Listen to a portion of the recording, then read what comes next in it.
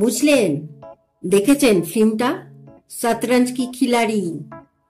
তার হাত ধরেই কলকাতায় এসেছিল বিরিয়ানি, আর তার রূপান্তর হয়ে সৃষ্টি হলো কলকাতার বিরিয়ানি, সিরাজের বিরিয়ানি, আমিনিয়ার বিরিয়ানি।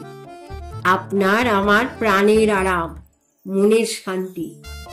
কি বুঝলেন? তা যা বলেছে, কলকাতার বিরিয়ানি একটা অপার্থিব জিনিস মশাই।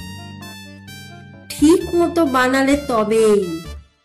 তাওয়াতে শুকনো করে ভাজা গোটা মশলা, ঘি দিয়ে ভাজা পেঁয়াজ, ডেকচিতে স্তরে স্তরে মাংস আর বিরিয়ানির চাল, তার সঙ্গে মসলিনে মুড়িয়ে সঠিক পরিমাণে মশলা, এক গাদা দিয়ে দিলেই সর্বনাশ।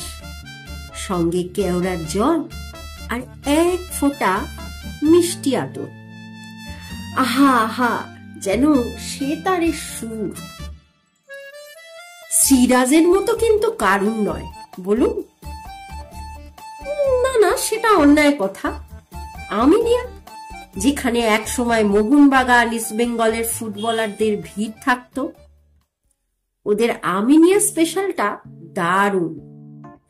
তেমনি উমদা চাপ আর রেজালা, যদিও চাপটা রয়্যালি বেশি ভালো করে।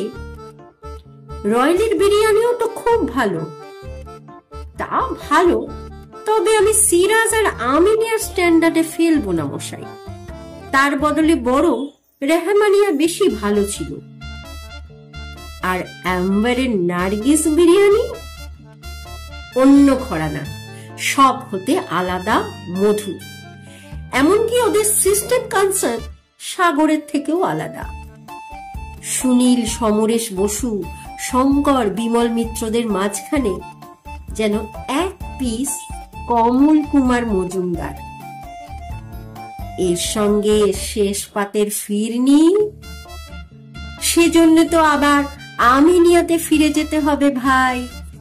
ফিরনির বাটি উল্টো করে দেখিয়ে দেবে কত ভালো জমেছে, তবে না। এই সময় পর্দা সরিয়ে প্রতিভা ঘরে ঢুকে বলল, লাঞ্চ টাইম, খাবার দিচ্ছি। কি আছে ম্যাডাম? পেঁপের ঝোল আর ভাত।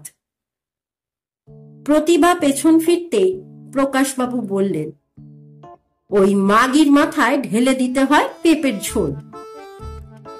আহা, বড্ড রেগে যাচ্ছেন। রাগ হবে না? ওর কি দোষ বলুন?